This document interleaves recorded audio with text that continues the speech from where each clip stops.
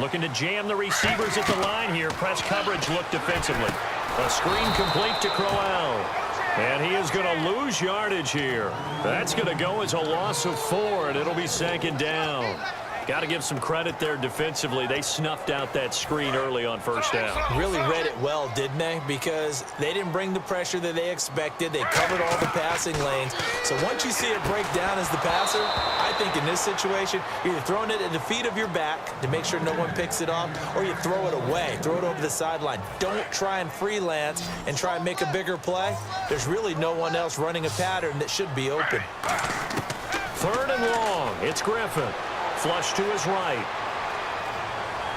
And he finds Barnage. He's got him. And he'll be taken down, but not before he gets into enemy territory. RG3 outside of the pocket. You know that's where he can be really dangerous with the feet or here the arm.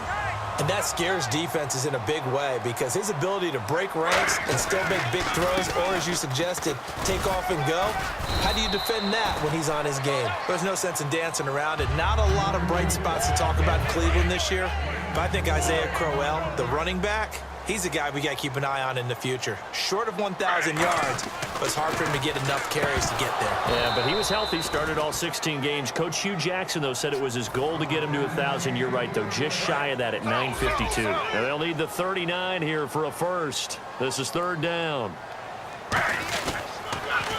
They pitch it out to Johnson. And he'll get it inside the 40 to the 39. It's a 5-yard pickup, but spotted a few chain links short of the first, so a little bit of decision time here coming up on 4th down. Feeling like they're not quite in field goal range yet. They're going to go for it on 4th. They'll try to sneak with Griffin. It'll be a pickup of just 2, and they're able to convert here on 4th and inches. And this is a spot where you have your offense stay out there to get those few inches. It's too long for a field goal. It's not worth punting. So this is the right decision as far as I'm concerned. And they wind up picking up the first down. They'll run with Crowell. A nice pickup there of 11 yards, and it'll move the sticks. Whenever we meet with coaches and they always talk about wanting to establish running the football, it's oftentimes with a good tight end who can control the line of scrimmage and the point of attack, and they're becoming harder to find because the colleges are giving us a whole lot of receiving tight ends, former wide receivers who can run, not necessarily block very well. In this case, though, we saw 2 tight ends on the field, both of them with the ability to block, and he ran the ball successfully behind that power set. A first down carry now for Crowell. And he'll push his way up to about the 14. 2 yards on the pickup there. It'll be 2nd and 8. And the seemingly endless drive continues. And we've arrived at the 2-minute warning here in half number 1. And the offense readies for play number 10 of this series. Now they'll throw it with Griffin. And he is out of bounds, getting it down to the 10. And how about what Pryor did this year on a 1-15 team? 77 catches, over 1,000 yards, and we saw what an athlete he can be. We saw that in college, but, man, he can do a lot. And now he wants to be a wide receiver, and I think that's where the difference was, because you mentioned him being an athlete. He still wanted to be a quarterback, so he's resistant to making the move out wide. And now that he's doing it and doing it on a regular basis, I think this is the baseline of numbers we can come to expect from Terrell Pryor. Nigel Bradham able to run him down for a loss of a yard. And Philadelphia ready to get going on offense again. And they will simply, Charles, be looking to duplicate what they did last drive when they were able to push it in for 6. And they hope it'll be that easy, right? To be able to take exactly what happened before, replicate it. They may have to make a few additional changes along the way because I'm sure the defense will make some adjustments, but they've got to have great confidence having scored the last time out. Now a play fake here on first down. Ertz has it left side. A good pickup there. 8 yards on the first down completion. Seeing that play and understand just how tough it is to cover tight ends, especially the ones running around the NFL nowadays, makes me glad I didn't make it in that league. I would have had a really difficult time. But now you get to sit up here with me. Yeah, and that's fun, isn't it? And what a really nice gain right there on first down for them. Brings up a nice second down for them. And now it looks like they're going to be in the hurry-up. Wentz now on first down. Looking for his running back, and he's got him. And he's able to take this one up to the 35-yard line. It'll be a gain of 6, and it'll make it a second down. I know most of the time when the ball's in the air, you're thinking wide receiver, tight end, but running backs, they can be a big part of any passing offense nowadays. And brought down, but not before reaching the 45-yard line. Now whistles come in. We're going to get a timeout here by the offense. It's just their first, so they'll have 2 remaining here before we get to halftime. And a new set of downs here after picking up the first on the ground.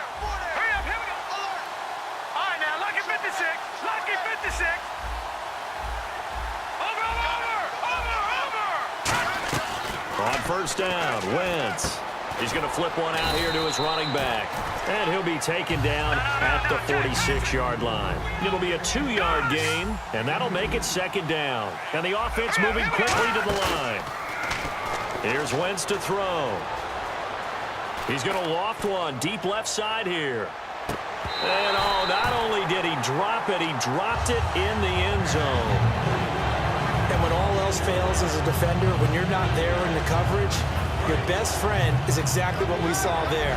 A big play shot taken by the offense.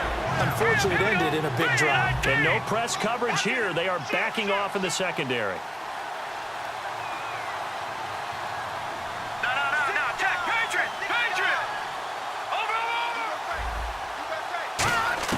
Now Wentz on third down. To the sideline, and oh, a nice catch there. Made sure the feet were inbounds, and they were.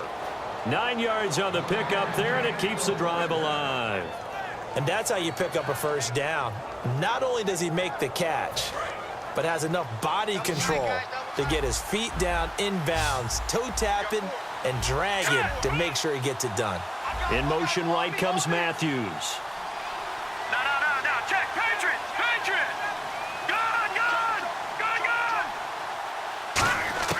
Throwing on first is Wentz.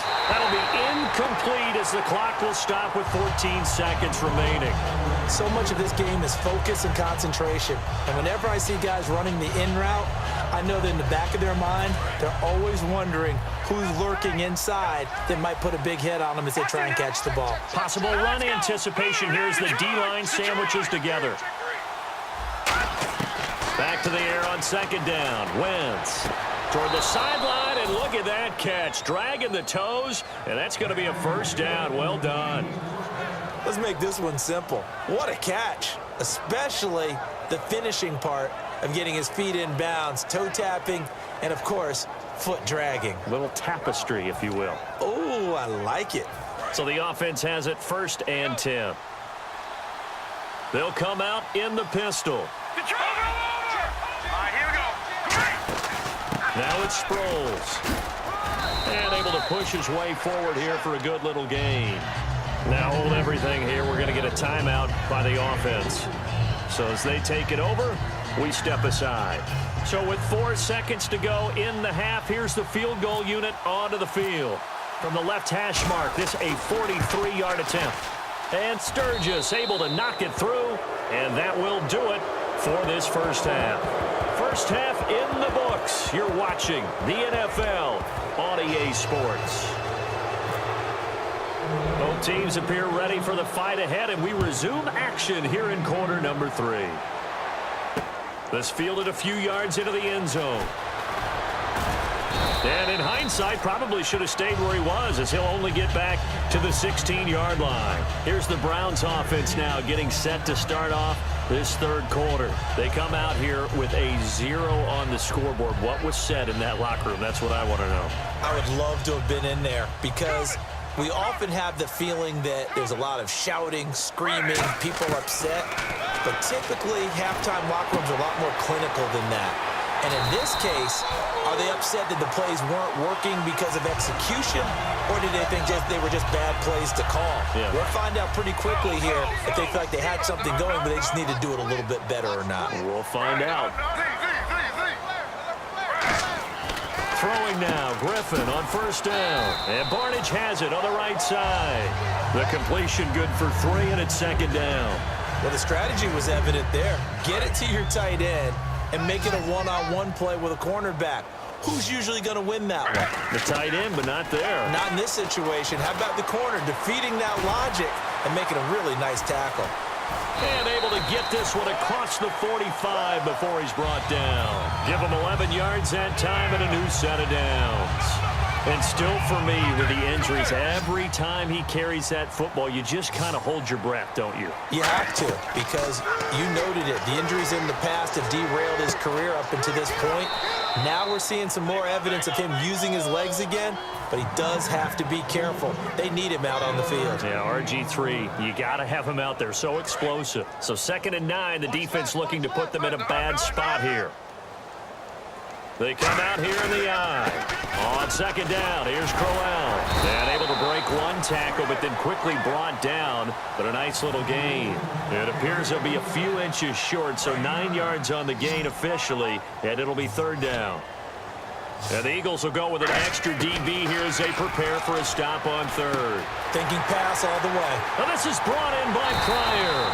And he's going to get the 1st down as they bring him down at the 23. But give the defensive guys a little bit of credit. They didn't let the deep ball beat them on that play, did they? No, the drag, that guy can be your safety valve. We saw it right there. Yeah, and it picked up a 1st down for them, too. And Griffin gives to Crowell. And able to break one tackle, but then quickly brought down for a nice little gain. It's a 6-yard gain on the ground, and that'll make it 2nd and 4. Looking to speed things up here, going with some tempo. They'll run it again with Crowell. And he'll get it here to the 10-yard line. The 6 yards on the pickup, and it leaves him with a 1st and goal. So many teams want to throw the ball in this situation nowadays, but I love watching a team that has enough confidence to go ahead and run the football. In that situation, that's almost a tendency breaker. That's going to go as a loss of a yard, and it'll be 2nd down. Now they'll throw it with Griffin.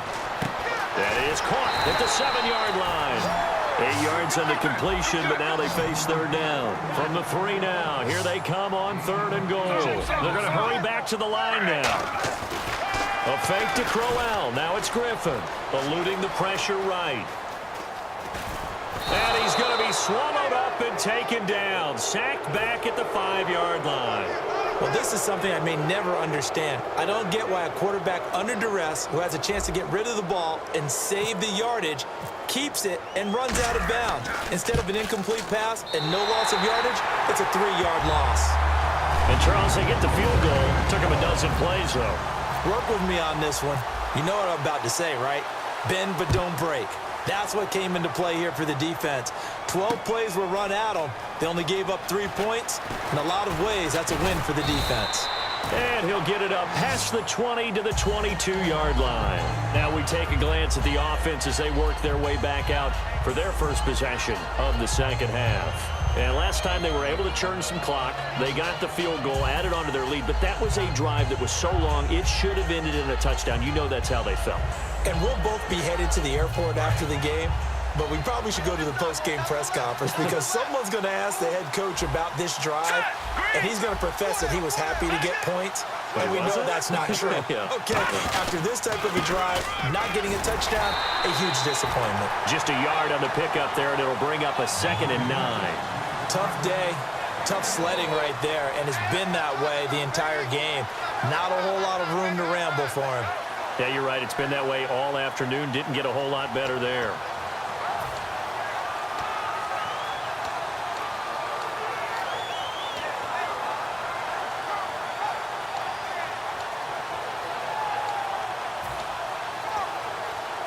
Second down following the run.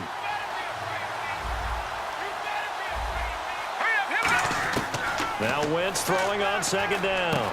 Trying for the tight end, Ertz, and it's intercepted. Picked off by the linebacker, and he takes this one back into the end zone, and the Browns defense has a touchdown.